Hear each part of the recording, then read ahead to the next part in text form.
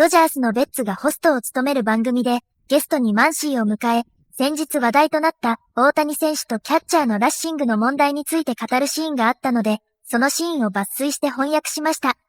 Shohei, Yoshi, how they've been doing this year, pitching wise, and really you can throw Robo in there as well. Yeah. They've really, every 5 days from my perspective, when one of them take the mound, it's like, I'm not saying it's a guaranteed win, but I am saying like if we can just figure out a way to score like 4 or 5, 3, 4, that gives us a real chance at it. And really seeing Shohei this year, his mindset on pitching is really neat for me. What about for you? It's been really fun to watch. And, I think you would agree with this statement that Shohei likes to hit, but he loves to pitch. I think he loves to pitch, yeah. Like, he loves everything about pitching. He likes working at it. He likes talking about it. He likes scouting for it. When it comes to hitting, I always laugh at our hitters meetings. My middle. Yeah, Shohei, yeah. Like, hey, what are you looking for today? Middle. Yeah. It's like, hitting just comes easy to him. Yeah. He just does it. Which is crazy to say. Yeah, but pitching, you see him out there every single day doing bullpens and working on his mechanics and working on throwing. And it's like the amount of work he puts in at pitching, I almost feel like if he did that for hitting, he'd be Ted Williams out there with the 400 average and 60 home runs. But, it's just... it's just insane to watch him do what he does every single day. What's cool is to see for me, it's to see the personality difference. Yeah. Like when he hits, he's just a normal guy. You can talk to him. It's happy-go-lucky. But when he pitches, it's like it's a killer. Yeah, he turns into a killer out there. Yeah, man. There's don't talk to him. Don't get in his way. Don't mess him up. Yeah. Let him do his thing, make the plays behind him, but don't goof off around him. Yeah. You don't like none of that. Dead serious, but then when he's hitting, he's goofing off around everybody. And so it's like it's just weird to see, but I mean, hey, I guess it is what it is. And then Yoshi, obviously, as much as he pitched last year, right? I think he was healthy all year last year. Yeah.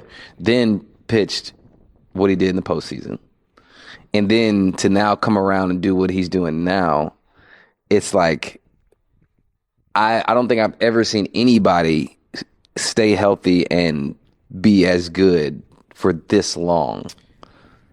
I agree, but I'm also not surprised when I see what he does every single day. Yeah, that's fair. If you saw his routine, doing handstands, breathing through the straws, the stuff that Sensei got him doing. Which you've been doing some of that too. I have been doing some Sensei. Yeah, I have been doing some Sensei. We saw him on your shoulders in spring training. We all loved that one. That was great. Yeah, that was good. I feel like Sensei, he's awesome, man. He's done amazing for Yoshi. So I'm trying to do it to help me stay healthy a little bit. When you look at Yoshi, there's not the amount of work is second to none. But almost none of it is like weightlifting stuff. No, it's none of it. That's what's crazy about it. Is all the stuff that Sensei has him doing. It's all balance and core. It's like finding your inner core muscles and like really using your body. And that's the thing that's insane is he's putting in more work than anybody, and none of it involves touching a weight. Yeah, which is, hey, good for him. And then obviously Robo. I think for like seeing Robo last year coming out of the bullpen. He did great. Yeah. He when he piggybacked, he did great. When he come in for one inning, he did great. And then now seeing him as a starter, I wasn't fully sure. I'm not saying anything negative, but I was like, I don't know how he'll be as a starter. And this dude has been awesome. For me, I think he had to find a way to translate his mindset from coming out of the pen to being a starter. Because his mindset coming out of the pen is what you're seeing right now, the way he pitches right now. But before that, when he was a starter, I don't think his mindset was the same because, he did the thing where, the first pitch would be 92, then it'd be 92, and then there's 2 strikes, and then here's 97. And, when he came out of the pen, he was just letting it loose every single pitch. And, from what I've seen this year, that's what he's been doing right out of the gate. There's still some times where he might, take a little off here and there, save some, but from what I've seen from him, he's just had that mindset that I'm going to attack you. I'm going to attack every single batter right out of the gate, and I'm not going to let off the gas. And, he's got the stuff to be able to do that. And sometimes when you have that stuff, you have to have the mindset to back that up. And I agree.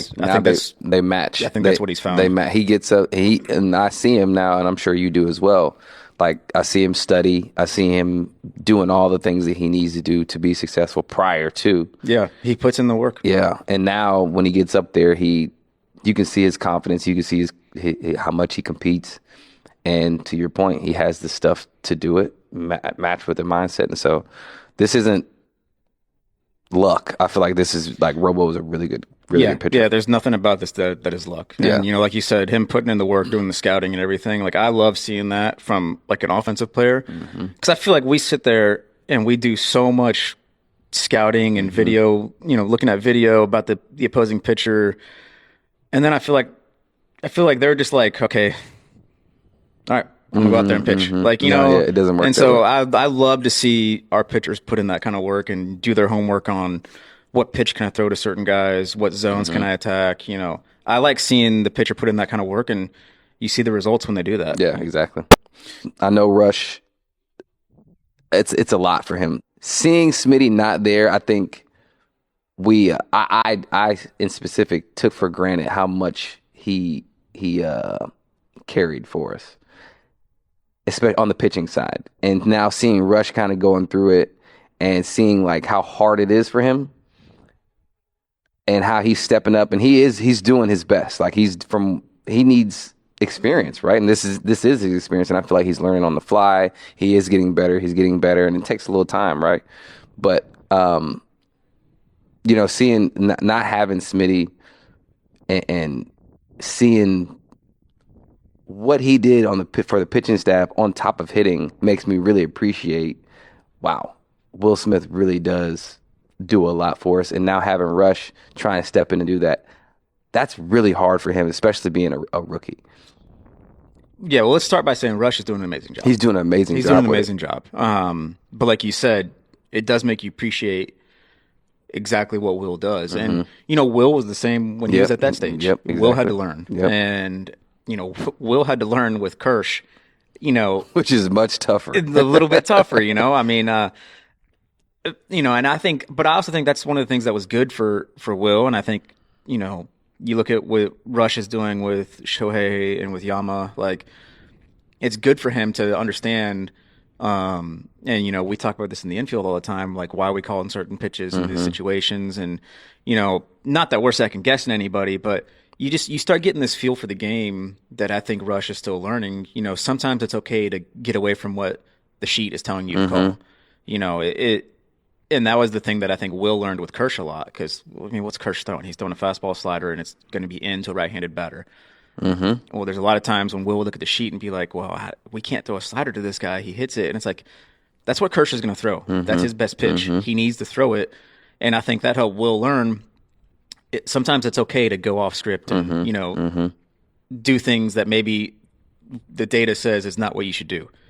And I think, that's one thing that we would agree Rush is learning, especially with Shohei. Shohei wants to throw certain pitches in certain locations, and maybe the data says that's not the best thing to do. But, when the pitcher is convicted in doing that, you have to go off what the pitcher wants, especially when it's a guy like Shohei, Yama, I mean, really, everybody in our staff. Yeah. At some point, he'll be, when Snell and all these guys get back, like, he'll be catching all those guys. Yeah, and as well. there's times where, hey, that's probably not the pitch you should throw, but that's what the pitcher really wants to throw, and so you got to let him do it, and you got to make sure you're behind him. And I think that's one of the things that Rush is learning, and it's it does make you appreciate Will, because Will's grown so much in that aspect of it that there's no second guessing what he's calling back there, and the pitchers have given full trust to Will, and I feel like Will's hardly ever shaken off. Like, it's very few times, and we go to Will. One of the things I love when Yama's pitching, and I know you've seen this.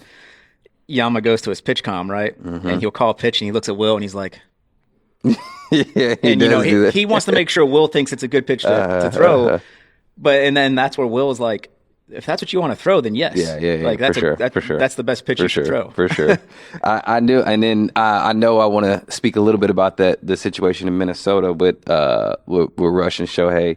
Obviously, we all, everybody kind of saw it. That was really kind of I feel like a huge moment for Rush there. When they go down and whatnot, we got to go down and look at me and you down there. We just being nosy. Hey, wait, what y'all doing down there? Yeah, that's what I was being nosy, man. You know, I was really just kind of seeing how this is going to play out. You know, like what was possibly going to be said. I think it was a good growing moment. Yeah, know? for sure. You know, obviously you don't want any of that to happen with your teammates, but I think it's a good growing moment for both guys because you know, Sho's not always going to be able to throw to Will, right? And you know, for Rush, he's got to learn that and this is one of those moments where it was like, hey, sometimes Sho wants to throw a pitch that maybe isn't the best pitch to throw, and I think that's what Rush was kind of learning in that moment. And you know, sometimes things can speed up during the game, and I think that's a little bit what happened there. And again, like we've said before, it's experience that you learn how to deal with that the more you've been in those types of situations. And what I really enjoyed was like how Rush later on took accountability, and he knows that he has a lot on his plate. Hey, he really knows it. You're the catcher for a staff that's, you know, first in baseball in a lot of categories. So, you know, yeah, that's a lot on your plate, and he's done an amazing job handling it. He's done a great job handling it, and I think you know, he'll just keep learning. He'll just keep learning, and then as Smitty comes back, I'm sure he'll learn even quicker. You know, look, not one of us knew how to handle that situation at that stage. No, we all had to learn. Yeah, everybody does. I mean, how many times were you peeking around the corner and I was breaking a bat down in the tunnel or something? You know, which I love, by the way. I love that. But you know, like we've all been there. You have to learn, you have to grow, and you can't do that until you've